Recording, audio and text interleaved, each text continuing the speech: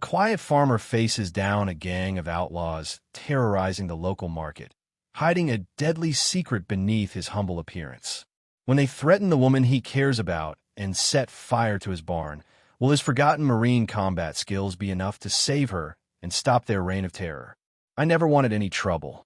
That's what I kept telling myself as I stacked the last crate of tomatoes at my market stall. The morning sun felt good on my face as I arranged my vegetables in neat rows. 20 years of working this land had given me calloused hands and a quiet life. That's all I wanted after what I'd seen overseas. Fresh produce. Get your fresh produce here. I called out to the passing shoppers. The Saturday market was buzzing with families picking through fruits and vegetables. Kids ran between stalls while parents chatted with neighbors. This small-town feeling was exactly why I'd chosen this life after taking off my uniform. I noticed them before they reached my stall. 3 men in black leather vests, moving through the crowd like wolves among sheep. People stepped aside, conversations hushed as they passed. The biggest one, with a thick beard and tattooed arms, walked straight up to my display and picked up a tomato. "Nice produce, old man," he said, squeezing the tomato until it burst in his hand. Red juice dripped between his fingers onto my carefully arranged display. "I'm Ryder. My friends and I are new in town." My jaw tightened, but I kept my face blank. "That'll be $2. The men laughed. The one called Ryder wiped his hand on my apron, leaving a red smear. "Funny guy. Listen carefully. We're providing protection for market vendors now. Insurance, you might call it." "Don't need insurance," I said flatly. "Sheriff's office does fine." Ryder's smile disappeared. He leaned closer. I could smell leather and cigarettes. "Sheriff can't be everywhere. Accidents happen. Fires start. Trucks break down." His finger jabbed into my chest with each threat. My heart rate didn't change.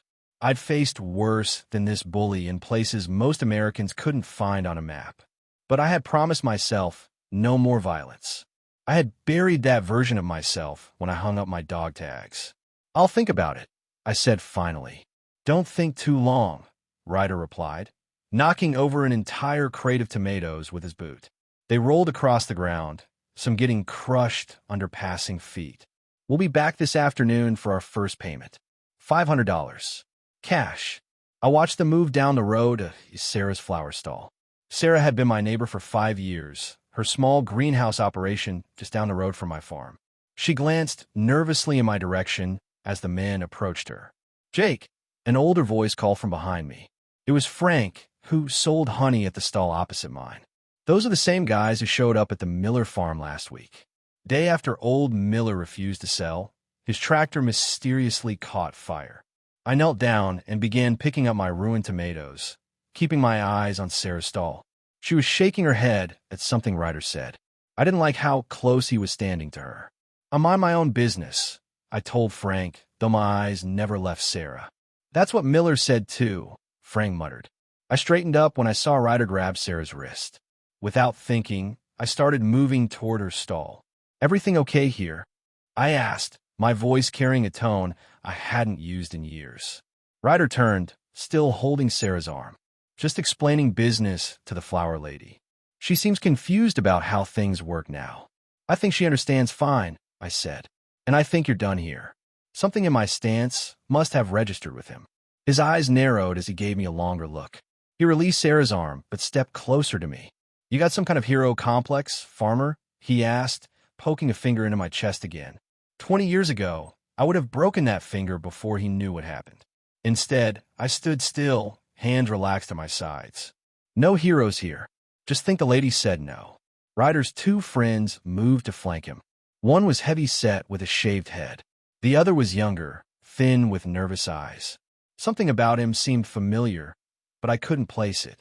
"We'll see you this afternoon, farmer," Ryder said with a smile that didn't reach his eyes. "Both of you." He glanced at Sarah before walking away. Sarah's hands trembled as she rearranged her flowers. "Thanks, Jake." "Those men." She shook her head. "Lock your greenhouse tonight," I told her. "And maybe stay somewhere else." The market crowd slowly returned to normal as the 3 men left. But I noticed other vendors looking nervous, whispering among themselves. Some were already packing up, though the market would normally run for hours more. I returned to my stall and began cleaning up the mess. Under my faded flannel shirt, my shoulder ached where shrapnel had once torn through muscle and bone, a reminder of another life. By early afternoon, half the vendors had packed up and left. Those who remained looked over their shoulders constantly. I sold what I could and loaded the rest in my old pickup truck. As I closed the tailgate, Sheriff Patterson strolled by. Heard there was some trouble, Jake. Nothing serious, I said, though we both knew better. Can't do much without someone filing a complaint, he said, not quite meeting my eyes. I nodded. Small-town sheriff, not eager to tangle with organized trouble. I couldn't blame him. Just be careful, Jake, Patterson added. These aren't local boys looking for mischief. They've been moving through counties up north, causing real problems. As he walked away, I spotted the 3 men returning. They moved with purpose, Ryder in front, scanning the remaining stalls. His eyes locked with mine across the market. Jake, Sarah called, hurrying over to my truck. They're back. What are we going to do? I opened my glove compartment and pulled out the cash box where I kept my market earnings. $500 would wipe me out for the week. But what choice did I have? As the men drew closer, the younger one looked directly at me. There was something in his eyes, recognition. But how would he know me? I'd never seen him before today. Ryder stopped in front of us, hand extended. Payment time, farmer. Before I could respond, tires screeched to the market entrance. A black SUV with tinted windows pulled in, drawing everyone's attention, including Ryder's. Saved by the bell, he smirked. But we're not going anywhere. And now we know where your pretty friend works, too. He nodded towards Sarah, whose face went pale. As they backed away toward the SUV, the young one glanced over his shoulder at me again. This time I caught it, the small scar above his right eyebrow. Memories flooded back of a burning transport vehicle, a young private screaming for help, my hands pulling him from the wreckage. Had he recognized me too? And if he had, what would happen when Ryder discovered a former Marine recon sniper was the quiet farmer he decided to threaten? The market closed early that day. Vendors packed up in a hurry, throwing nervous glances toward the black SUV still parked at the entrance. I took my time loading my truck, watching as the men from the SUV talked with Ryder's group. Something was happening in my quiet town, something that made my combat instinct stir after years of being buried. Need a hand. The voice startled me. Sarah stood behind my truck, arms wrapped around herself despite the warm day. Almost done, I replied, securing the last crate. You heading home? She nodded, but her eyes kept darting toward the men. Jake, I'm scared. They came to my greenhouse yesterday, before the market. Just looking around, they said, but the way they looked at me, my jaw tightened. I'll follow you home. Make sure you get in safe. Thanks, she whispered, then hesitated. There's something else. I overheard them talking about a meeting tonight at the Old Miller barn. Something big is happening. I helped Sarah into her car and followed her down the county road toward our farms. The countryside looked peaceful, green fields stretching to the horizon, occasional farmhouses with smoke rising from chimneys. Hard to believe trouble had found its way here. After making sure Sarah was safely inside her house, I drove the half-mile to my own farm. The 2-story farmhouse needed painting, and the barn roof had a spot that leaked when it rained hard. But it was mine, paid for with years of military service and then honest work. Inside, I went straight to my bedroom and pulled an old trunk from under my bed. I hadn't opened it in years. The key was on my dog tag chain, which I kept in my nightstand drawer. My hands hesitated over the lock. You're not that man anymore, I reminded myself. But I opened it anyway. Inside lay the remnants of another life. My dress blues carefully folded, medals in their cases, a K-bar knife, and photos of young men in desert camo. Some of those men never came home. At the bottom, wrapped in cloth, was my Beretta M9. I kept it legally after discharge. Never thought I'd need it again. My phone rang. It was Sarah. Jake, she said, her voice trembling. They're outside my greenhouse. 3 trucks. They're unloading something. Lock your doors, I said, already moving. Stay away from windows. I'm coming. I threw on my jacket and headed for the door, then stopped. After a moment's hesitation, I went back and took the Beretta from the trunk checking that it was unloaded before slipping into my jacket pocket. Just having it close might be enough. The sun was setting as I drove the back way to Sarah's place, parking behind her house where my truck wouldn't be seen from the road. I moved silently around the edge of her property, keeping to the shadows of trees and outbuildings. Voices carried through the evening air. Ryder and his men stood around their trucks, parked near Sarah's greenhouse. The plastic covering reflected the glow of their flashlights inside. Perfect spot, Ryder was saying. Remote enough, but with access to the highway. We can move product through here without anyone noticing. The younger man, the one who looked familiar, spoke up. Maybe we should find somewhere else. There are empty buildings in town. Too visible, Ryder snapped. We need somewhere they won't look. And the flower lady's place is perfect. Once we explain how things work, she'll cooperate. I slipped closer, keeping low. They were sizing up Sarah's greenhouse for something illegal, drugs most likely, and they were planning to force her to let them use it. What if she calls the cops? The young man asked. Ryder laughed, a cold sound. Ooh, sheriff, do nothing. Besides, we'll make sure she understands what happens to people who don't cooperate. I'd heard enough. Moving back toward Sarah's house, I knocked softly on her back door. She opened it immediately, fear written across her face. They're planning to use your greenhouse for something illegal, I explained quickly. We need to call the sheriff. Sarah's laugh was bitter. Already did. He said he can't come out for suspicious vehicles without more evidence. So they probably just want to buy flowers. Then we need to get you somewhere safe tonight, I said. Pack a bag. While Sarah packed, I kept watch through the windows. The men were still outside, but now they were unloading large plastic bins from one of the trucks into the greenhouse. Whatever they were planning, it was happening now. My phone buzzed. A text from an unknown number. Sergeant Wilson? It's Tanner. Need to talk. Alone.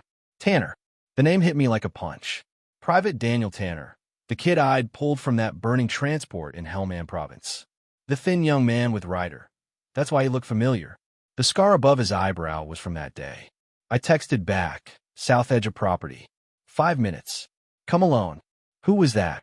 Sarah asked, returning with a small suitcase. Maybe our break, I replied. Change of plans. I'm meeting someone who might help us. You stay here, doors locked. Sarah grabbed my arm. Jake, be careful. There's something I need to tell you. A loud knock at the front door cut her off.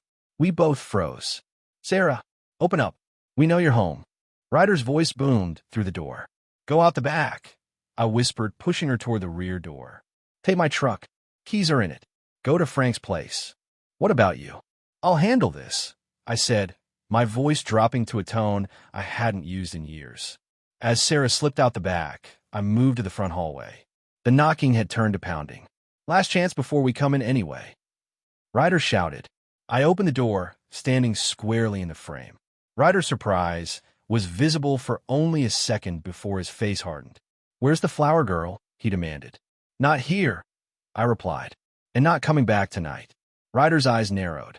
This isn't your business, farmer. Step aside. Behind him stood the heavy-set man and 2 others I hadn't seen before.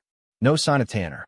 I'm making it my business, I said, feeling a familiar calm settle over me. The calm before combat. This is private property. You're trespassing. Leave now. Ryder's laugh was ugly. Or what? You'll call the sheriff? I own him. No, I said quietly. I won't call anyone. Something in my tone made Ryder hesitate. He studied me with new interest. You're not just some hick farmer, are you? He asked. I said nothing, maintaining eye contact. Check him. Ryder ordered the heavy-set man, who stepped forward. I let him pat me down, finding the Beretta in my pocket. He pulled it out with a grin. Look what we got here, he said, handing it to Ryder. Playing soldier, farmer? Ryder examined the gun. Military issue. So you served. That's supposed to scare me. Just want you to leave, I said evenly. We don't need trouble here. Trouble already found you, Ryder sneered, pointing my own gun at me. Now, where's the girl? A vehicle's engine roared to life, my truck starting. Ryder's head whipped around as headlights swept across the yard. Stop her, he shouted. 2 men ran toward the truck as Sarah gunned the engine. She swerved around their vehicles and headed for the road, but one of Ryder's men reached his truck in time to follow. Ryder turned back to me, fury in his eyes. Big mistake. Now you've got no ride, no gun, and a whole world of pain coming your way. He raised the Beretta. Something moved in the darkness behind him. Tanner appeared, his face conflicted. Ryder, he said, boss wants us at the barn. Now, says the buyer's arriving early. Ryder lowered the gun, but his eyes promised retribution. Your lucky day, farmer. But we'll be back. He tucked my Beretta into his belt. And tell your girlfriend, if she goes to the cops, we'll burn this whole place down. They left, engines revving as they pulled away. I waited until their taillights disappeared down the road before letting out the breath I'd been holding. A figure stepped out from the shadows of the barn. Sergeant Wilson. The voice was tentative. Haven't been called that in a long time, I replied, recognizing Tanner as he approached. You saved my life, he said. Afghanistan. The transport hit an IED. You pulled me out before the ammo cooked off. I nodded. What are you doing with these people, Tanner? His eyes dropped. Came home, couldn't find work. They offered me a job. Didn't know what they were really into until I was in too deep. He looked up, desperation in his eyes. It's bad, Sarge. Really bad. They're moving drugs through these rural counties, setting up labs in remote places. And they're not just threatening people. They've hurt folks who didn't cooperate. Why tell me this? I asked, though I already knew. Because they're planning something worse, Tanner said, his voice dropping. The boss is coming tonight with a shipment. And Ryder's been talking about making an example of someone who won't play ball. I think he means you or your friend. A cold knot formed in my stomach. When? Meetings at midnight. Old Miller barn. He glanced nervously over his shoulder. I gotta get back before they notice I'm gone. Tanner, I called as he started to leave. Why'd you join the Marines? He paused. To serve something bigger than myself. To do what's right. Shame crossed his face. I forgot that somewhere along the way. Not too late to remember, I said quietly. After he disappeared into the darkness, I walked to Sarah's greenhouse. Inside, the plastic containers sat unopened. Whatever they were planning to store or manufacture here, it hadn't started yet. There was still time. My phone rang. Sarah. Jake. Are you okay? She asked breathlessly. I'm fine. Where are you? Frank's place. But Jake, there's something you need to know. When I said they came to my greenhouse yesterday, I didn't tell you everything. They were looking for someone specific. They asked if I knew a former Marine named Wilson. My blood ran cold. They were looking for me? Why? I don't know, Sarah said. But they had your picture. From your service days. The pieces fell into place with sickening clarity. This wasn't random. They had targeted me from the beginning. But why? Who would know my background? And why would they care about a retired Marine turned farmer? As I stood there in the growing darkness, a car appeared at the end of Sarah's driveway, moving slowly with its lights off. It wasn't one of Ryder's trucks. This was something, or someone new. The rear window rolled down as the car approached, revealing a face I hadn't seen in 15 years. Colonel Matthews, my former commanding officer. Get in, Sergeant, he called. We need to talk. I hesitated, remembering the last mission I'd run under his command. The one that had haunted my nightmares for years. It's about Operation Blackfish, he added. They found us, Wilson. All of us. The name of the classified operation hit me like ice water. If what he was saying was true, Ryder and his men weren't just drug dealers. They were something far more dangerous. And they hadn't come to town by accident. They had come for me. But why now, after all these years? Colonel Matthews looked older than I remembered. His once black hair was now mostly gray, and deep lines marked his face. But his eyes were the same, sharp and calculating. How did you find me? I asked as I slid into the back seat of his sedan. Same way they did, he replied. The driver, a young man in a plain suit, kept his eyes on the road as we pulled away from Sarah's farm. When someone starts looking into Blackfish, we get an alert. My mouth went dry. Blackfish has been buried for 15 years. The clock was ticking toward midnight as Sarah, Frank, and I huddled around my kitchen table. The two men who had burned my barn were locked in my root cellar, still unconscious. I can't believe Sarah was in the army, Frank said, shaking his head. 5 years you've been my neighbor, selling flowers, and never said a word. Sarah gave a small shrug. Some things are easier not to talk about. She glanced at me, and I nodded in understanding. 3 tours in Iraq, she continued. Combat medic. After what I saw there, I just wanted plants and quiet. I spread out a hand-drawn map of the Miller property on the table. The barn is here, surrounded by open fields. 1 road in, same road out. They'll have lookouts posted. Frank leaned forward, studying the map. There's an old drainage ditch that runs behind the property. Might give you cover to approach from the south. I raised an eyebrow at him. I used to hunt there as a kid, he explained. Old Miller didn't mind back then. My phone buzzed, a text from Tanner. 10+ men now. Heavy weapons. Meeting at midnight still on. I showed Sarah and Frank the message. This isn't just a drug deal. It's a war council.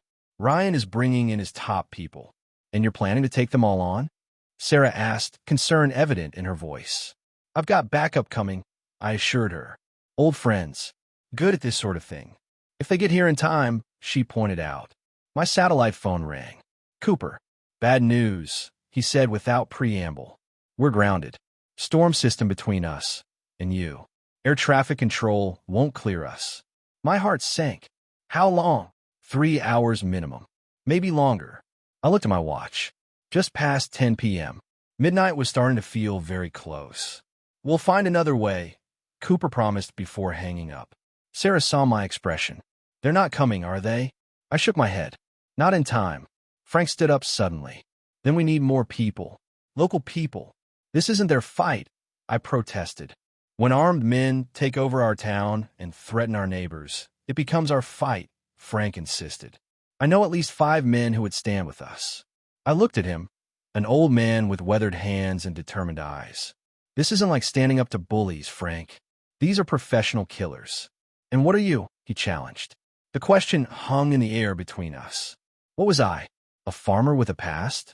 Or something else I've been denying for 15 years? My phone buzzed again. Tanner, need to meet. Urgent. Back road behind your place. 20 minutes.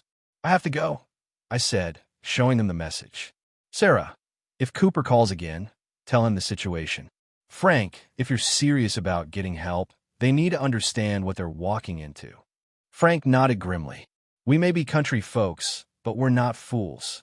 I checked Sarah's rifle, loaded it, and slung it over my shoulder. My old combat knife went into my boot. Not much, but better than nothing.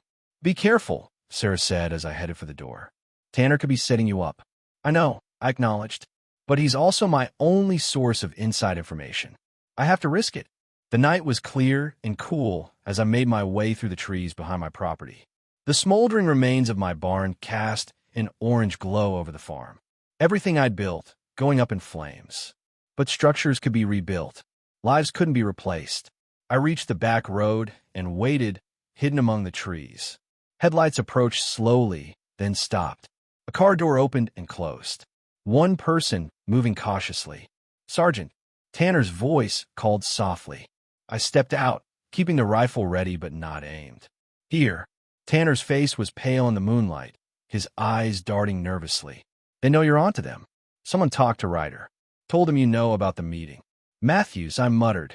The colonel was playing all sides. They've changed the plan, Tanner continued. Ryan's still coming, but they're going to hit your friend's place first. The flower lady. They think you'll be there. My blood ran cold. When? Now. They left 10 minutes ago. 3 trucks, 8 men. I was already running back toward my farm. Sarah was there, alone with Frank. Easy targets. Wait. Tanner called after me. There's more. But I couldn't wait. Every second counted now. I sprinted through the woods, branches slapping at my face. My lungs burned. Not as young as they once were, but fear drove me forward. As I broke through the tree line, I saw lights on in my house. Sarah would be there, waiting for me, and Ryder's men were on their way. I burst through the back door, startling Sarah, who was on the satellite phone.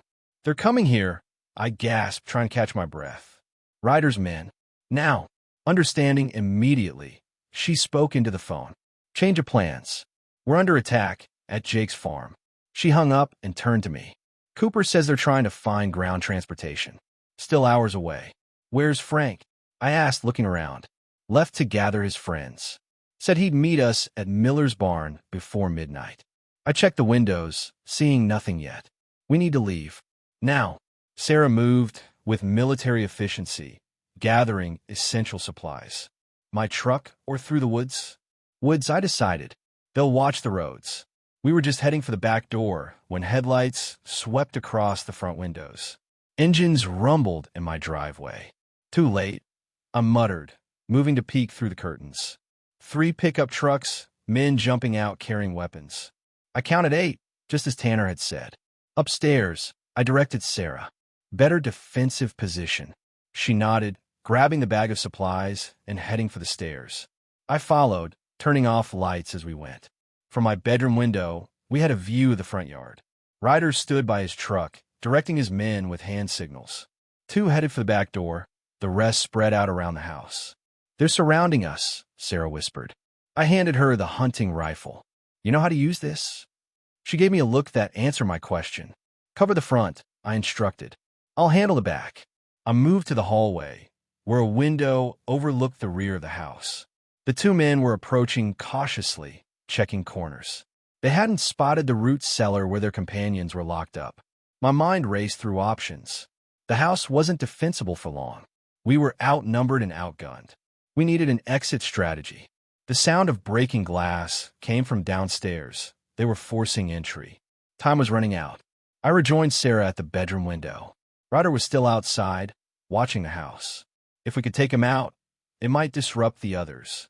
Can you hit him from here? I asked Sarah. She sighted down the rifle. Yes, but it won't stop the others. It'll confuse them.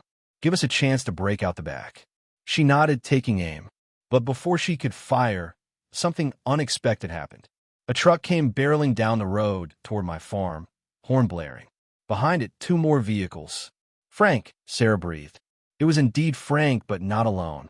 His truck skidded to a stop at the end of my driveway, and 5 men jumped out, carrying shotguns and hunting rifles. The other vehicles disgorged more armed townspeople. Ryder and his men turned in surprise. They'd expected an easy target, not reinforcements. Wilson, Ryder shouted toward the house. Come out now, or we burn it down with you inside. I looked at Sarah. Stay here. Cover me. What are you doing? She hissed. Buying time, I replied, moving to the hallway. From the top of the stairs, I called down. Let these people go, Ryder. Your quarrel is with me. I heard movement below, boots on hardwood. No more games. Ryder's voice came from the bottom of the stairs. Ryan wants you alive, but he didn't say undamaged. Come down now. Tell me something first. I stalled. How much is he paying you to help avenge his father? A pause. What are you talking about? Hassan Almaty, I said. Ryan's father. The man my team captured 15 years ago. Another pause, longer this time. I don't know any Ryan. Or his father. Henderson hired us. Henderson, I repeated, confused.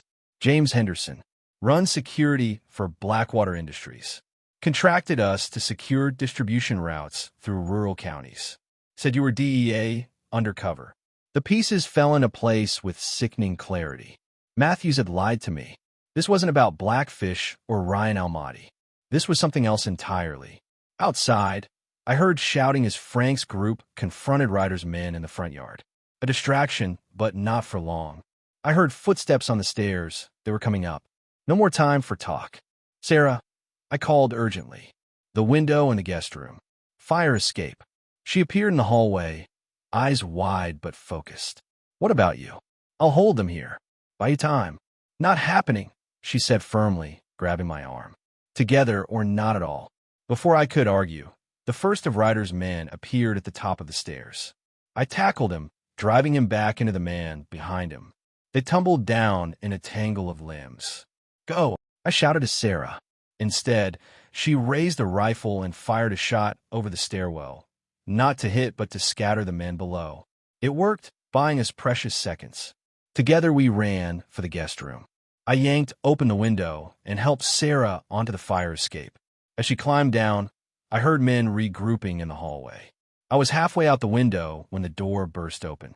One of Ryder's men charged in, gun raised. I threw myself the rest of the way out, bullets splintering the window frame above me. On the ground, Sarah waited, covering me as I descended. Once down, we ran for the cover of trees behind the house. Shots rang out from the front yard. Frank's group exchanging fire with Ryder's men. A full-blown firefight was erupting on my quiet farm. "We need to get a miller's barn," I told Sarah as we reached the trees. "If what Ryder said is true, this isn't what I thought. Someone else is pulling the strings." "Henderson," Sarah repeated. "Blackwater Industries. Why'd I know that name?" "They're a big defense contractor," I explained as we moved through the woods. "Private military. But what would they want with rural drug routes?" "Maybe it's not about drugs," Sarah suggested, keeping pace with me despite the rough terrain. My phone vibrated. A text from Tanner. "Did you get out?" "Meet at the drainage ditch behind Miller's barn." I showed Sarah. "Can we trust him?" "Do we have a choice?" she countered. We changed direction, cutting through the forest toward Miller's property. The sound of gunfire faded behind us, but my worry for Frank and the others grew with each step. "Your friends from town don't stand a chance against professional mercenaries," I said grimly. "You'd be surprised," Sarah replied. "Half of them are veterans, and the others have been hunting these woods their whole lives." The revelation caught me off guard. Frank organized a militia? In the hour he was gone? Sarah's smile was tight. "Small towns. Everyone knows everyone, and everyone watches out for their own." As we approached Miller's land, we moved more cautiously. The barn was lit up, vehicles parked outside. Guards patrolled the perimeter. "Security's tight," I whispered as we crouched in the underbrush.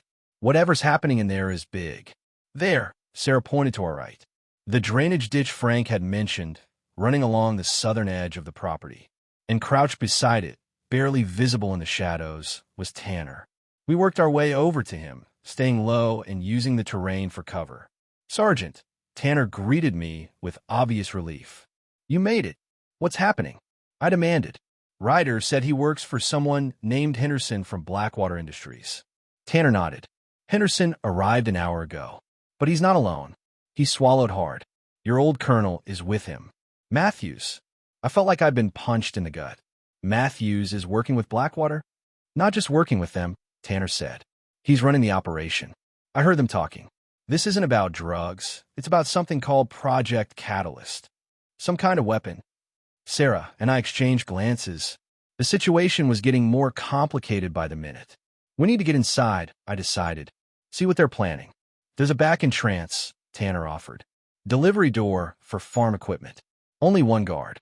I studied him for a moment. "Why are you helping us, Tanner?" "You're risking everything." His eyes dropped. "When you pulled me from that burning transport, you didn't just save my life. You told me something I never forgot. You said, 'The man you become after this is the one that matters.' I haven't been that man lately. Time to change that." The sound of approaching vehicles drew our attention back to the barn. A convoy of black SUVs rolled up the dirt drive. "That's him," Tanner whispered. Ryan Almaty, a tall, elegant man in an expensive suit, stepped out of the lead vehicle, flanked by bodyguards. Even from this distance, I could see the resemblance to his father. The pieces still didn't fit. Matthews, Henderson, Ryan Almaty, enemies on paper, now working together. What could unite them? "Whatever Project Catalyst is," I said quietly, "it's big enough to bring together a defense contractor, a rogue military officer, and the son of a terrorist. And they've set up shop in our backyard." Sarah checked the hunting rifle. "So what's the plan?" I watched as Ryan disappeared into the barn, his bodyguards taking up positions outside. "We go in," I decided. "Find out what Project Catalyst is. And then we stop it." The determination in Sarah's eyes matched my own. "Lead the way, Sergeant." As we prepared to move, distant sirens wailed through the night. The situation in my farm had finally drawn attention. But would help arrive in time? And who exactly would it be helping? So we thought. Matthews handed me a folder. Inside were photos of familiar faces, my old team. 6 men, including myself. 4 of the photos had red X's marked through them. Johnson was found 3 months ago. Fishing cabin in Montana. Made it look like an accident. Martinez was next, then Delaney last month. We almost got to Richards in time. Matthew's voice was flat, emotionless, just like during mission briefs in another lifetime. "And now me," I said, the reality sinking in. "You're the last one, Wilson." He met my eyes. "Besides me." I flipped through the photos. My friends, my brothers, all dead because of a mission we were told never happened. Who's doing this? I asked. Remember our target? Hassan al-Mahdi. I nodded. The mission was supposed to capture a high-value terrorist leader. Intelligence said he was planning attacks on American soil. We went in quiet, no official sanction. He had a son, Ryan. He was 16 when we hit that compound. The memory flashed through my mind. A teenager watching his father being taken. The fear in his eyes. We left him alive. A mercy, we thought. He's all grown up now, Matthews continued. Rich too. His father had connections with some very wealthy people. Ryan has spent years tracking down everyone involved in his father's capture. For revenge, I said quietly. These men working for him, Ryder and the others, they're just hired muscle. They probably don't even know who they're really working for. They think it's about drugs. The car slowed, turning onto a dirt road I didn't recognize. Where are we going? I asked. Somewhere safe. You need to disappear tonight, Wilson. My team can get you out, new identity, new location. I thought of Sarah, of her greenhouse, and my farm. The life I'd built here. What about the people in town? What about Sarah? Not our concern, Matthews said coldly. Operation Blackfish was never official. If this gets out, it implicates people all the way up the chain. Very important people. I stared at him. People are going to get hurt. Casualties of war, he replied, not meeting my eyes. The car stopped at an abandoned gas station miles from town. Another vehicle waited there, a black SUV with tinted windows. My extraction team, Matthews explained. They'll take you to a safe house. I didn't move. You're just going to let Ryan and his men terrorize an entire town? What about the sheriff? Can't you get real law enforcement involved? Matthews shook his head. Too many questions. This needs to stay quiet. Something didn't feel right. The Matthews I knew would never abandon civilians. He was ruthless, yes, but never careless with innocent lives. You're scared, I realized suddenly. This isn't about protecting me or keeping Blackfish secret. You're running too. His face hardened. You don't understand the forces at play here, Wilson. I understand enough, I said, my hand moving to the door handle. I'm not running. Don't be stupid, Matthew snapped. These aren't just thugs. They're professionals. Ryan has hired ex-military, ex-intelligence. They will kill you and anyone who gets in their way. Then help me stop them. I countered. You meet your extraction team. We can end this tonight. Matthews looked away. My orders are to extract you. Nothing else. Orders from who? I pressed. When he didn't answer, I knew. You're not here officially either, are you? Nobody sent you. His silence confirmed it. You're using me as bait. I said, the truth dawning on me. You want them to find me, so you can get to Ryan? Matthews finally met my eyes. It's bigger than you, Wilson. Ryan isn't just seeking revenge. He's continuing his father's work. Planning something big. We need to find him. We? I asked. Or just you? Are you even still with the government? His expression told me everything. He'd gone private. Mercenary. I opened the car door. I'm going back to town. You'll die, Matthews said flatly. Maybe, I acknowledged. But I won't let innocent people pay for our mistakes. Matthews sighed. I always said you were the best of us, Wilson. Too bad it'll get you killed. He nodded to the driver. Let him go. I stepped out onto the gravel lot. What happened to you, Colonel? 15 years of looking over my shoulder, he replied. It changes a man. As I started walking back toward town, Matthews called after me. Midnight, Miller Barn. That's when it's going down. Ryan will be there. I didn't look back. The road stretched dark ahead of me, miles from town with no phone and no weapon. But my mind was already working, planning. If Ryan wanted me, he'd get me, but on my terms. After walking about a mile, headlights appeared behind me. I tensed, ready to dive into the ditch, but the truck slowed and I recognized Sarah's old blue pickup. She leaned out the window. Need a ride, soldier? How did you find me? I asked, climbing in. Frank saw you get into a car with some stranger. We didn't like the look of it, so we followed. She glanced at me. Good thing we did. I asked. Frank's voice came from the back seat. Town's being taken over by criminals. Can't just stand by. Sarah drove with determination. Jake, everyone's talking. These men have been threatening all the vendors from the market. The Miller farm is just the first. They're planning something big.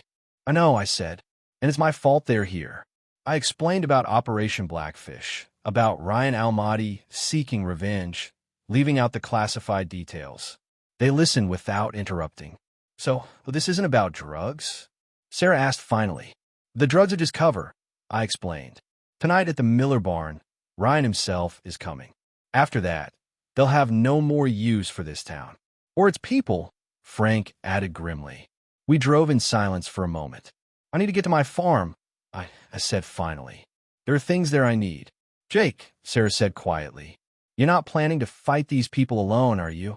The concern in her voice touched something I'd kept locked away for years. Not alone, I said. I have an inside man, and maybe a few others I can call. As we approached my farm, I saw something that made my blood run cold. Smoke rising against the night sky, and bright orange flames licking up the side of my barn. They're sending a message, I said tightly. Sarah's hand found mine. I'm sorry, Jake. I watched my barn burn, feeling a cold resolve settle over me. They think this will scare me off. Make me run. Will it? Frank asked from the back seat. I shook my head slowly. No, it just means I don't have to worry about keeping my farm intact anymore. Sarah looked at me, understanding dawning in her eyes. What are you planning, Jake? Something they won't expect. I replied, watching the flames climb higher. A farmer who fights back. We parked behind the house, away from the burning barn. Through the trees, I could see two men watching the fire, making sure it spread. Stay here, I told Sarah and Frank, slipping out of the truck. Moving through familiar ground, I circled behind the men. They were so focused on the fire, they never heard me approach. One held a gas can, laughing as my years of work went up in flames. I hadn't fought hand-to-hand in 15 years, but some skills never leave you. The first man went down without a sound, a precise strike to the base of his skull. The second turned just in time to see me before joining his friend in unconsciousness. I dragged them away from the barn, binding them with their own belts. No point trying to save the structure now. It was already half gone. Inside the house, I went straight to my bedroom and pulled the trunk from under the bed again. This time, I opened it without hesitation. Beneath my uniform lay what I needed, a satellite phone that still worked after all these years. I dialed a number I'd memorized, but never thought I'd use. After 3 rings, a gruff voice answered. Identity code, Sierra Whiskey 39 Alpha, I replied. A pause. Then, Wilson. Jesus, man, we thought you were dead. Not yet, Coop, I said, recognizing the voice of my former spotter. But I will be soon without help. How fast can you get to me? Depend where you are. I gave him my location. I've got about 4 hours before everything goes sideways. What's the situation? Cooper asked, all business now. Blackfish is back. They found us all. I'm the last one, besides Matthews. Cooper swore softly. Martinez? Richards? Gone, I confirmed. And the man responsible is coming here tonight. Ryan Almaty, Cooper said. Not a question. You knew. I asked, surprised. We've been tracking him, Cooper replied. Lost him 3 days ago. Should have guessed he was heading your way. I heard movement in the background, Cooper barking orders. We could be there in 3 hours, he said finally. Try not to die before then. No promises, I replied, feeling something like hope for the first time that day. After hanging up, I pulled out the rest of my old equipment, tactical vest, combat knife, field glasses. No firearms, those I'd surrendered upon discharge. But I'd make do. Sarah appeared in the doorway, eyes wide at the sight of my military gear spread across the bed. Those men outside are tied up, I told her. They'll be unconscious for a while, but we should move them somewhere secure. She nodded, then held out something wrapped in cloth. I think you might need this. I unwrapped it to find a hunting rifle, old but well-maintained. It was my father's, she explained. I kept it after he passed. Our eyes met, and I saw something there I hadn't noticed before. Strength, determination, and something more. You never told me how a flower farmer got so brave, I said quietly. A small smile touched her lips. Maybe someday I'll tell you about my time in the army. If we survive tonight. Act 5. I laid out my combat medals one by one on the truck's tailgate. The morning sun caught the brass and made it shine. My fingers traced the Purple Heart, remembering the day I earned it. The photo of my recon unit stared back at me, faces forever young and brave. I heard their heavy boots before I saw them. Ryder and his gang rounded the corner, cocky grins fading when they spotted what I'd arranged. 3rd Battalion, Scout Sniper, 2 tours, I said, my voice calm and low. I didn't raise it. I didn't need to. I'm not looking for trouble, but I need you to understand who you're threatening. Ryder's eyes darted from the medals to my face, then to his gang. For just a second, I saw something flicker in his eyes, doubt, maybe even fear, before his face hardened again. War's over, soldier boy, he spat, but his voice had lost some of its edge. Out here, we're the law. As they turned to leave, one of them hung back. Young guy, nervous-looking, with eyes that seemed to carry more weight than his years should allow. Something about him seemed familiar, like a face from a dream you can't quite place. He glanced at my medals, then quickly looked away when our eyes met. I watched them swagger across the market, but my mind was spinning. Where had I seen those eyes before? The rest of the market day crawled by. Vendors kept their heads down, handing over cash when Ryder's gang passed through. Sarah tried to catch my eye from her flower stall, her face painted with worry. I gave her a small nod, trying to look more confident than I felt. By afternoon, dark clouds rolled in, matching the mood. The first fat raindrops sent people scurrying for cover. I was packing up when Sheriff Mills stopped by, tipping his hat. Heard there was some trouble, he said, leaning against my truck. Nothing I can't handle, I replied, securing a tarp over my produce. These boys aren't just regular troublemakers, Jake, he said, voice dropping. Ryder's connected to some bad people across the state line. Been trying to build a case for months. Then do your job, I said, harder than I meant to. Mills sighed. It's not that simple. People are scared. Nobody talks. He handed me a card. Call me before you do anything stupid. I pocketed the card without a word. The sheriff walked away, boots splashing and forming puddles. Thunder cracked overhead as I finished loading the truck. The market had cleared out, vendors rushing home before the storm hit full force. Only Sarah remained, struggling with her heavy buckets of flowers. I crossed over to help her. Let me get those. Thanks, Jake. Her smile was warm despite the chill in the air. Someday, huh? You could say that. I lifted the buckets into her van. You should be more careful. Those guys. I saw what happened, she cut in. What you showed them. Is it true? You were a Marine? I nodded, suddenly uncomfortable. I'd spent years building a quiet life here, leaving the past buried where it belonged. You never mentioned it, she said softly. Not something I talk about. Rain pounded harder on the metal roof of the market. Sarah touched my arm gently. You don't have to face them alone, you know. The whole market's behind you. That's what I'm afraid of, I said. People could get hurt. A crash of thunder made us both jump. Through the curtain of rain, I caught a glimpse of a motorcycle parked across the street, its rider watching us. When lightning flashed again, he was gone. Back at my farm, I checked the perimeter like I used to check our camp in Helmand Province. Old habits. The storm had grown into a wild thing, wind whipping trees into a frenzy.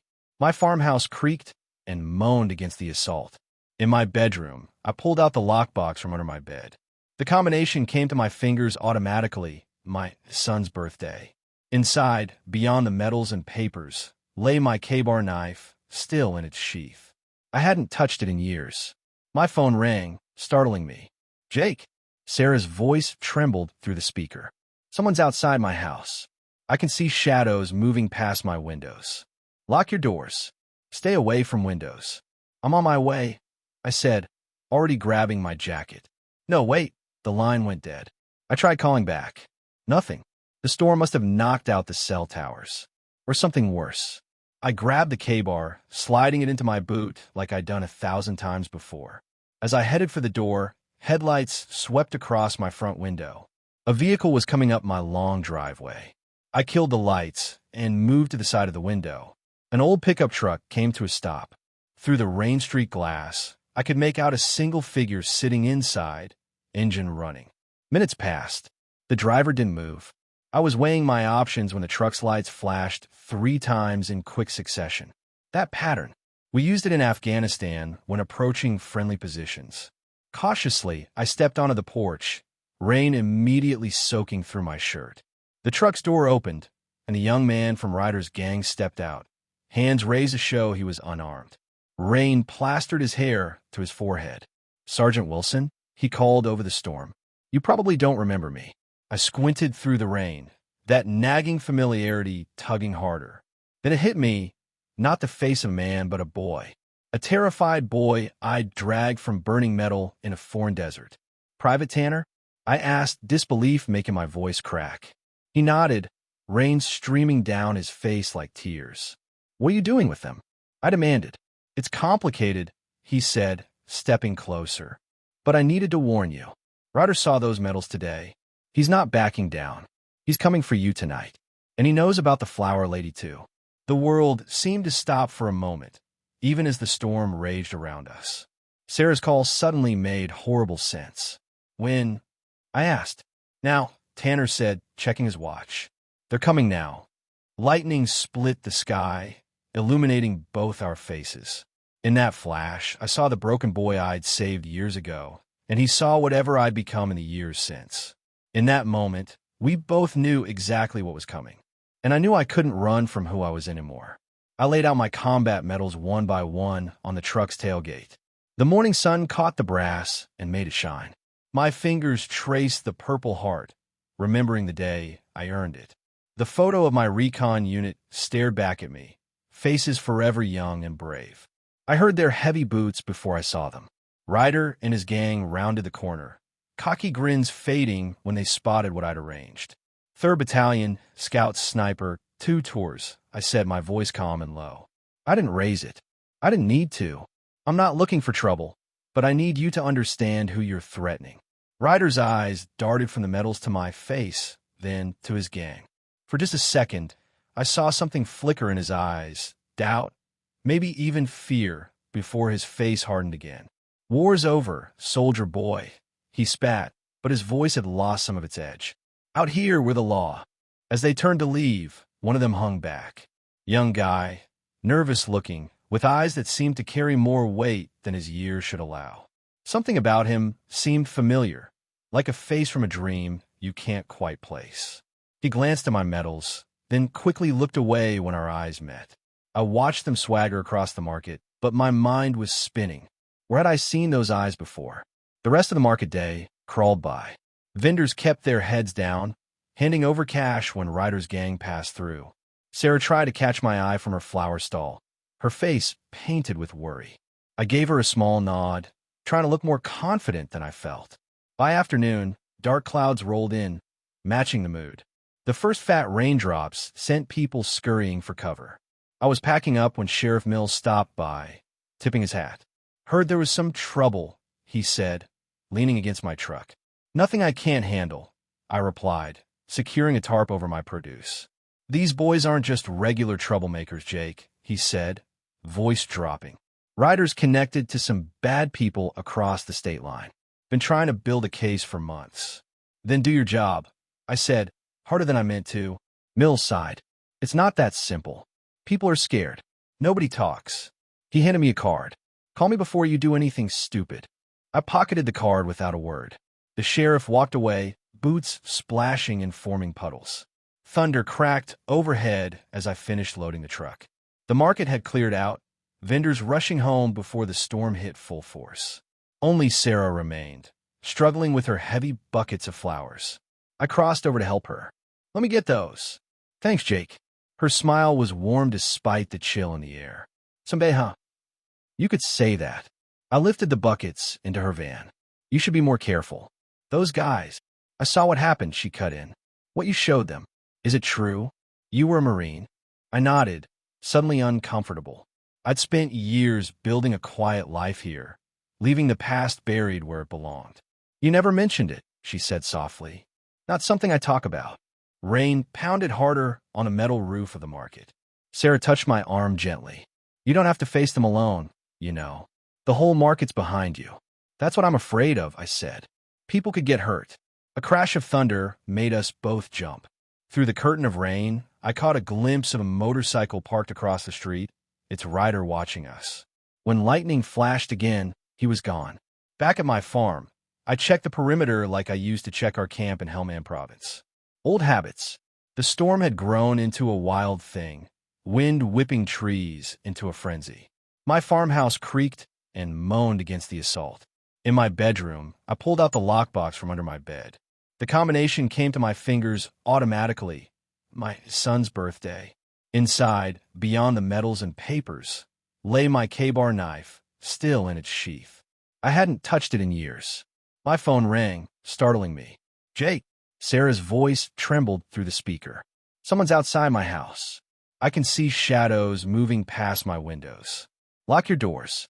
Stay away from windows. I'm on my way," I said, already grabbing my jacket. "No, wait." The line went dead. I tried calling back. Nothing. The storm must have knocked out the cell towers. Or something worse. I grabbed the K-bar, sliding it into my boot like I'd done 1,000 times before. As I headed for the door, headlights swept across my front window. A vehicle was coming up my long driveway. I killed the lights and moved to the side of the window. An old pickup truck came to a stop. Through the rain-streaked glass, I could make out a single figure sitting inside, engine running. Minutes passed. The driver didn't move. I was weighing my options when the truck's lights flashed 3 times in quick succession. That pattern. We used it in Afghanistan when approaching friendly positions. Cautiously, I stepped onto the porch, rain immediately soaking through my shirt. The truck's door opened, and the young man from Ryder's gang stepped out, hands raised to show he was unarmed. Rain plastered his hair to his forehead. "Sergeant Wilson," he called over the storm. "You probably don't remember me." I squinted through the rain, that nagging familiarity tugging harder. Then it hit me, not the face of a man, but a boy. A terrified boy I'd dragged from burning metal in a foreign desert. "Private Tanner?" I asked, disbelief making my voice crack. He nodded, rain streaming down his face like tears. "What are you doing with them?" I demanded. "It's complicated," he said, stepping closer. "But I needed to warn you. Ryder saw those medals today. He's not backing down. He's coming for you tonight. And he knows about the flower lady, too." The world seemed to stop for a moment, even as the storm raged around us. Sarah's call suddenly made horrible sense. "When?" I asked. "Now," Tanner said, checking his watch. "They're coming now." Lightning split the sky, illuminating both our faces. In that flash, I saw the broken boy I'd saved years ago, and he saw whatever I'd become in the years since. In that moment, we both knew exactly what was coming, and I knew I couldn't run from who I was anymore. "You saved my life," Tanner said, his voice barely audible over the storm. Rain dripped from his nose as he stood, shivering on my porch. "That transport, the ID, I was trapped. You pulled me out when the others ran." The memory flashed in my mind. The smoking wreckage, screams mixing with radio chatter, the skinny private pinned beneath twisted metal. I'd forgotten his name until now, but never his eyes. They held the same fear tonight as they did that day. "Why are you with them?" I asked, ushering him inside out of the downpour. Tanner wiped his face with a sleeve. "Got back stateside, no skills, no money. My uncle knew Ryder. He looked at his boots, leaving puddles on my floor. Started as just riding with them. Then, things changed. Ryder got connected with bigger criminals. Started with protection money. Then, a crash of thunder cut him off. The lights flickered once, twice, then died. In the sudden darkness, we stood like ghosts from each other's past. Ryder's got Sarah," Tanner blurted. "He took her an hour ago. Said it would teach you respect." My blood turned to ice. "Where?" "Your barn." Said it was poetic. I didn't wait to hear more. I grabbed my truck keys and an old flashlight from the kitchen drawer. As I headed for the door, Tanner caught my arm. "You can't just walk in there. He's got 4 guys with him." "5, counting you," I said coldly. Tanner's face fell. "I'm not with him on this. That's why I'm here." I studied his face in the beam of my flashlight. The boy I'd saved had grown into a man making bad choices, but his eyes still couldn't lie. "Then help me," I said. The rain had turned the dirt road to mud, making the truck slide as we raced toward the barn at the far end of my property. I cut the headlights a quarter-mile out. No sense announcing our arrival. "They've got guns," Tanner whispered as we crept through my apple orchard. "Ryder's been drinking. He's mean when he drinks." Through the trees, I could see the dim glow of flashlights moving inside my barn. The large structure stood silhouetted against the stormy sky, weathered with darker than the night around it. "Tell me exactly who's in there," I said, my voice slipping into the command tone I hadn't used in years. Tanner nodded, falling into the familiar pattern of a mission brief. "Ryder, of course. Deke, he's the tall one with the tattoo on his neck. Vince and Mac, they're brothers. Mean, but not too bright." He swallowed hard. "And Sarah. Weapons. Ryder carries a hunting knife. Deke has a pistol, keeps it tucked in his back waistband. The brothers have switchblades." I nodded, processing the information like I used to before missions. "Why tonight? Why Sarah?" Tanner looked away. "Ryder's been watching. He thinks you two are close. Says taking what someone loves is better than taking their money." The rain had lessened to a drizzle, but lightning still flashed overhead, briefly illuminating the farm in stark black and white. I reached down and felt the knife in my boot. 20 years melted away in an instant. "Stay here," I told him.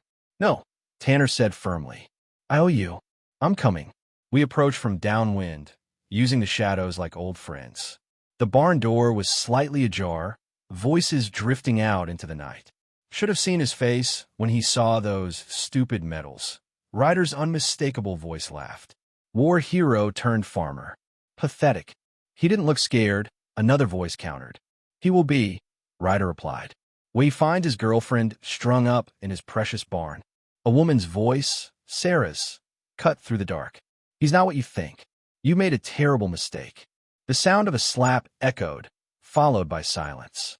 Something ancient and dark surged through my veins. I touched Tanner's shoulder, pointing to the back entrance. He nodded, understanding my silent command. "Split up. Flank them." As I crept around the side of the barn, my foot found a fallen branch. The crack sounded like a gunshot in the quiet night. "What was that?" someone inside demanded. "Probably just the storm," Ryder replied, but I could hear the tension in his voice. "Deke, check it out." I pressed myself against the wooden wall, controlling my breathing.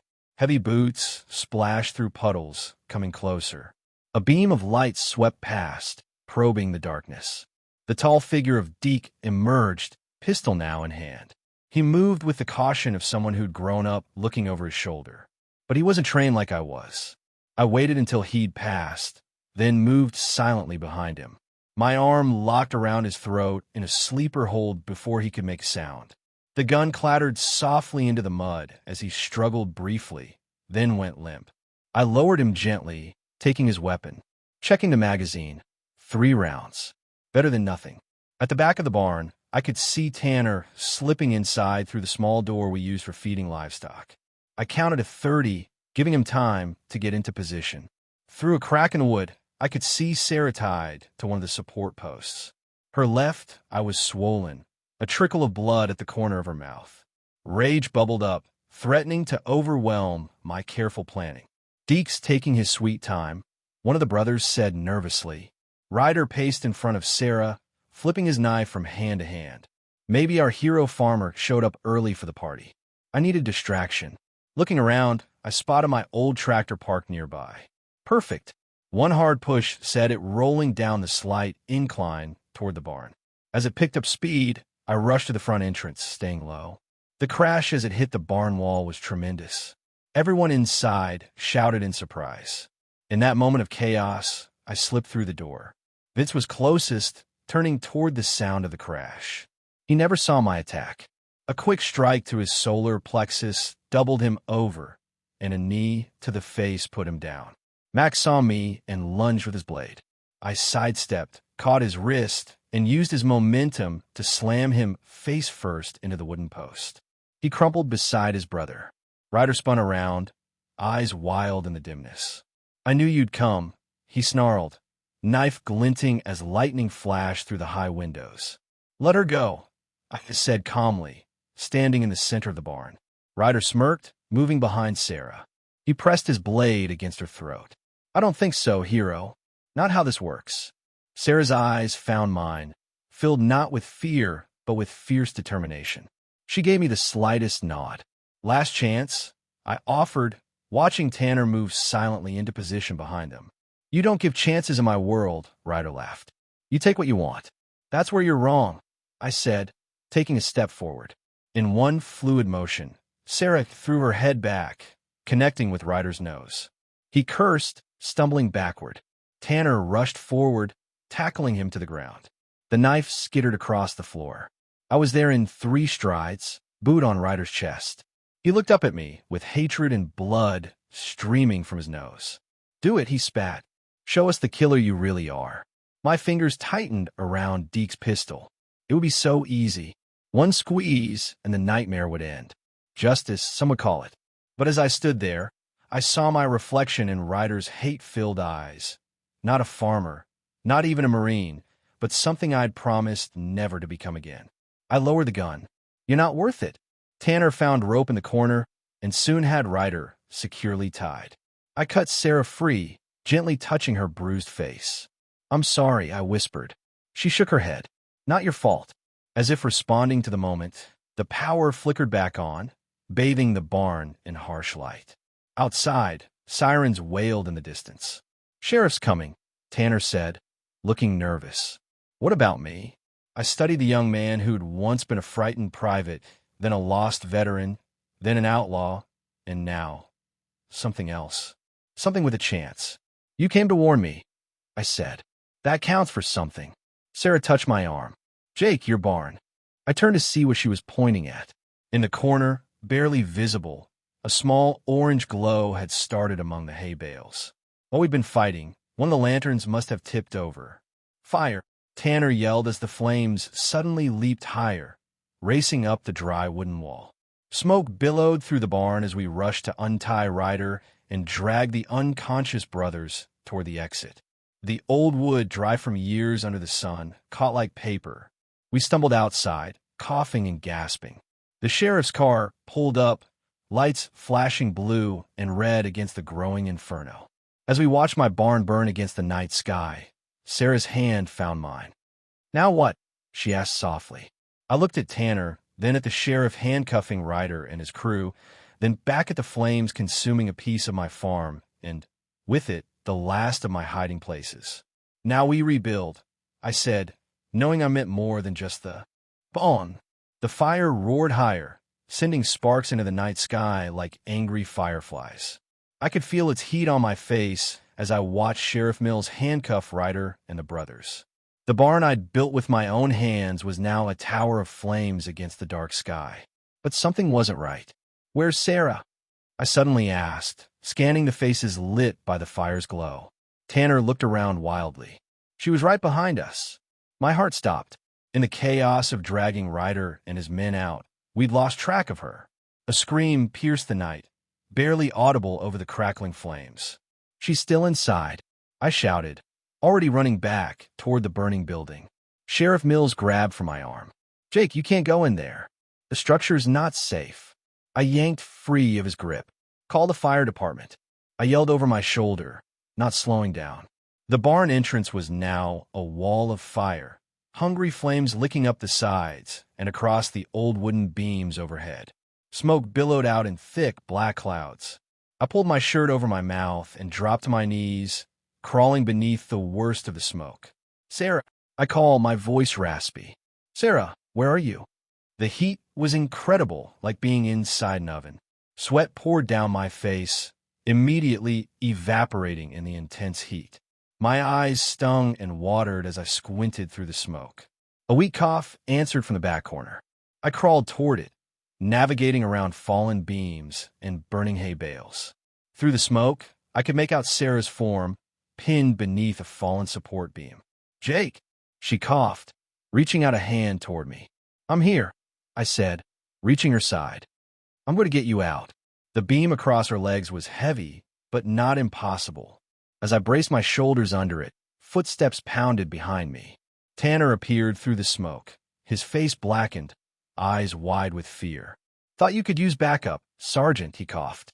Together we lifted the beam, just enough for Sarah to drag herself free. Her pants were torn, blood seeping through from what looked like a bad gash on her calf. She wouldn't be walking out.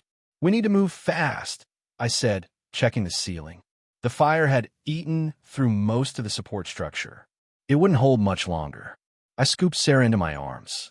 "Stay low, follow me," I told Tanner, We started back toward the entrance, but a terrible cracking sound froze us in place. I looked up just as a massive ceiling beam gave way, crashing down and blocking our exit path with a wall of flames. "We're trapped," Sarah whispered, burying her face against my shoulder. My Marine training kicked in. Never give up, never surrender. "There's always a way out," I said firmly, looking around. "The back door." We turned toward the smaller exit we use for moving equipment. The path was clearer, but I could see the flames had already reached the door itself. "We'll have to run for it," I told Tanner, who nodded grimly. Sarah tightened her grip around my neck. "I trust you," she said. We moved as fast as we could through the burning maze. The smoke was getting thicker by the second, making each breath a struggle. My lungs burned, my eyes streamed tears. Halfway to the door, Tanner stumbled, disappearing into the smoke. "Tanner," I called, stopping. "Keep going." His voice came back, followed by harsh coughing. "I'm right behind you." There was no time to argue. The entire structure groaned around us, threatening to collapse any second. I pushed forward, Sarah growing heavier in my arms as my strength began to fade. Just when I thought we wouldn't make it, the back door appeared through the smoke, a rectangle of night sky visible through the flames that licked around its frame.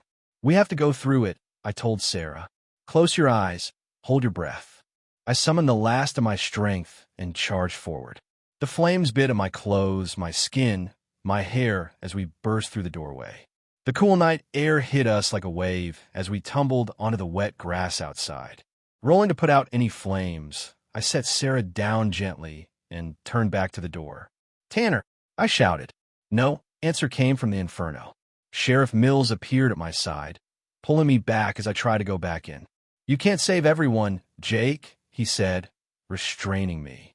Just then, a crash came from the side of the barn as a window exploded outward. Through it tumbled Tanner, clothes smoking, gasping for air. I broke free of the sheriff's grip and ran to him, helping him away from the building just as, with a deafening roar, the entire structure collapsed in on itself. Fire truck sirens wailed in the distance as we watched the last of my barn consumed by flames. Paramedics arrived, immediately tending to Sarah's leg and Tanner's burns. Sheriff Mills stood nearby, talking into his radio, while his deputy watched over Ryder and his gang in the patrol car. As a paramedic wrapped a blanket around my shoulders and pressed an oxygen mask to my face, I couldn't take my eyes off Tanner. The reluctant outlaw, the forgotten private, had just risked his life to help save Sarah. "Why?" I asked him when they finally let me remove the mask. "Why did you come back in?"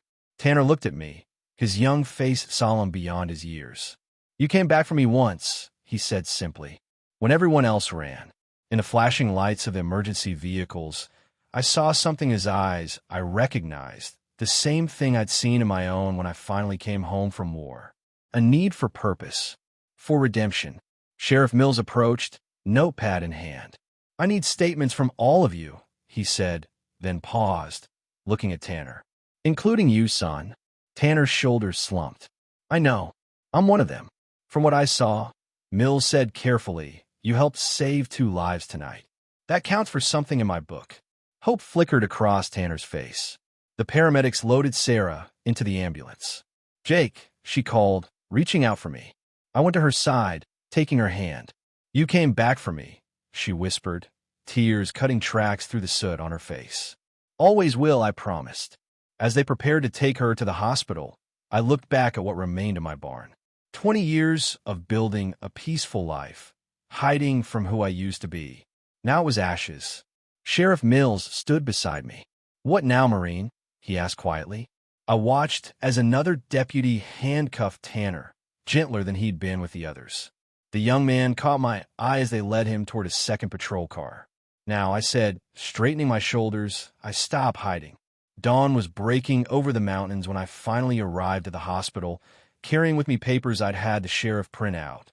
Sarah was awake, her leg bandaged, but otherwise okay. Her face lit up when I entered. "You look terrible," she smiled. "Feel worse," I admitted, sitting beside her bed.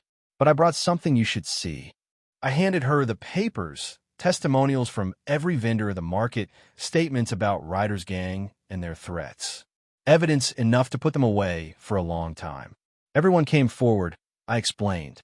Once they knew they weren't alone. "And Tanner?" she asked. I smiled for the first time since the fire. "That's the other thing I need to tell you about." Sunshine bathed the fresh-cut lumber as I hammered another nail into place. The frame of the new barn was taking shape, rising from the ashes of the old one. It had been exactly 1 month since the fire, and every day had brought changes, not just to my farm, but to everything. "Looking good, Sarge," called a voice from below. Tanner stood with his hand, shielding his eyes from the sun, a tool belt slung around his waist. I wiped sweat from my forehead with my sleeve. "Pass me that crossbeam," I called back. All around us, people worked in a steady rhythm. Old Bill Jenkins from the hardware store was measuring boards. The Rodriguez brothers were mixing concrete for the new foundation.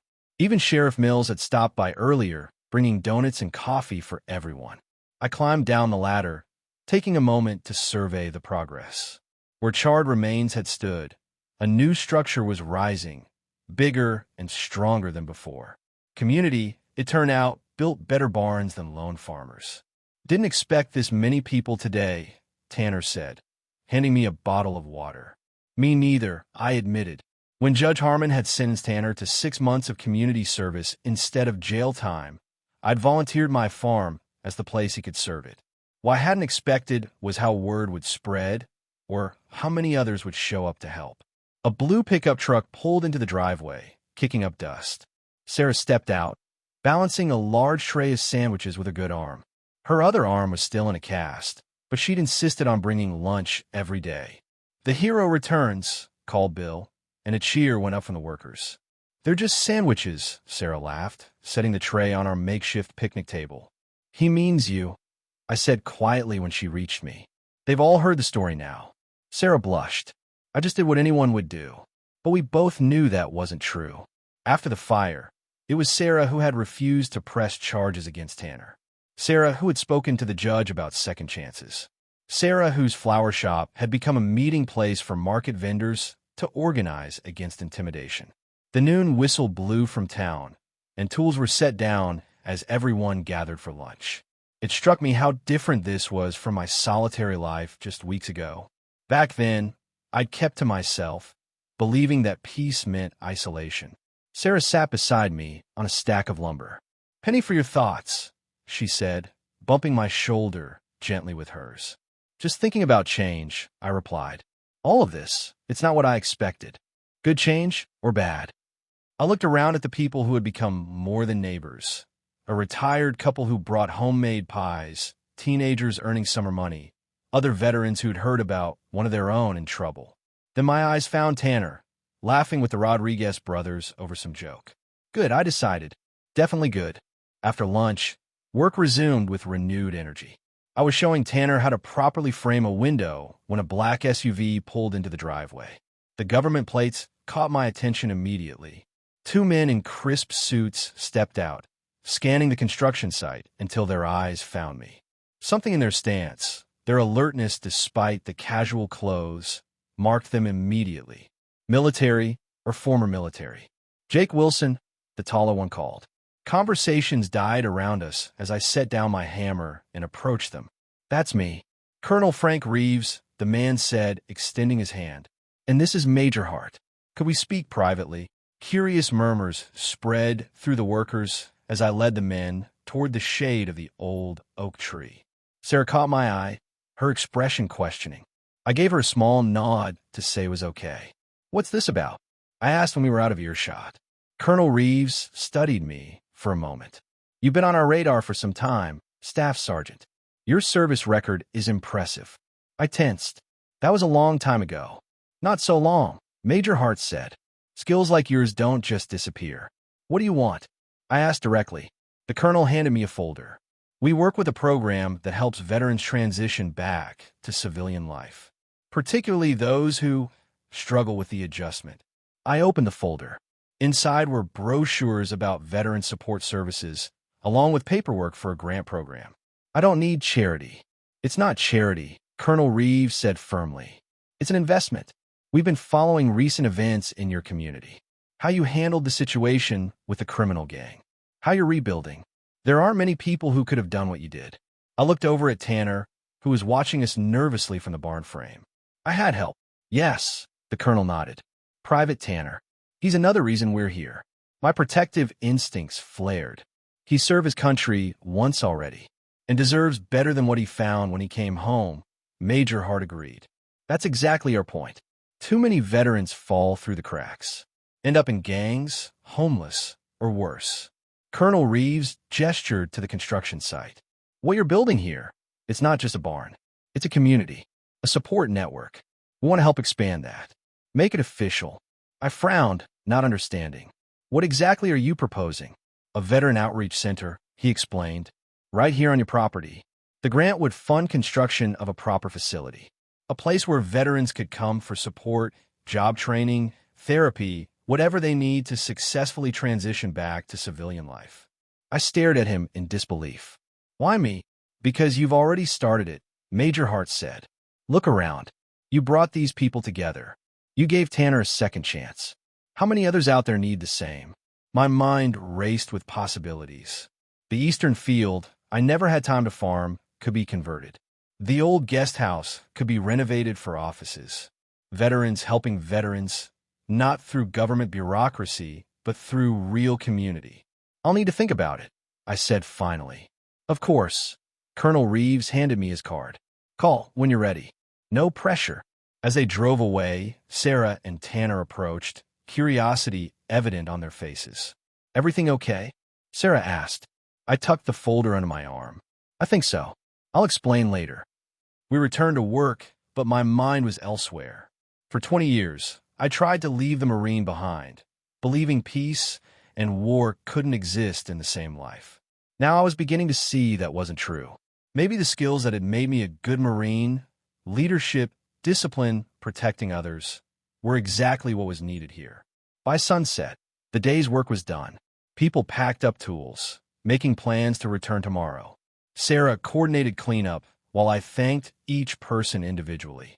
The sense of accomplishment was palpable as trucks and cars pulled away, leaving just the three of us. Quite a day, Sarah said, sitting on the porch steps beside me. Tanner joined us, passing around cold drinks from the cooler. I think it's time I told you both about those visitors, I said. I explained the proposal, watching their reactions carefully. A veteran center? Here.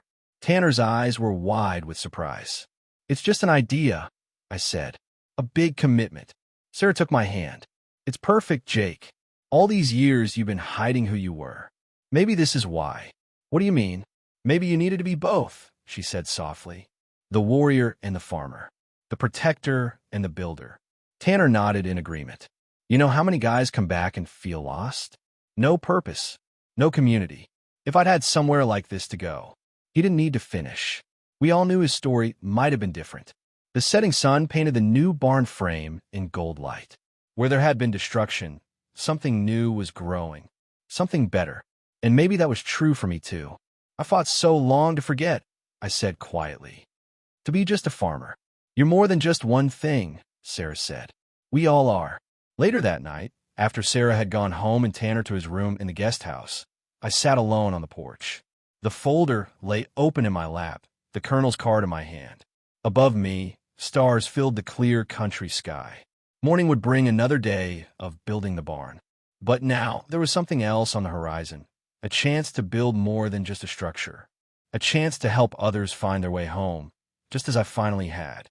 I reached for my phone and dialed the number on the card. As it rang, I watched a shooting star trace its path across the night sky. Like that star, I traveled a long way through darkness. But unlike it, I wasn't burning out. I was just beginning to shine.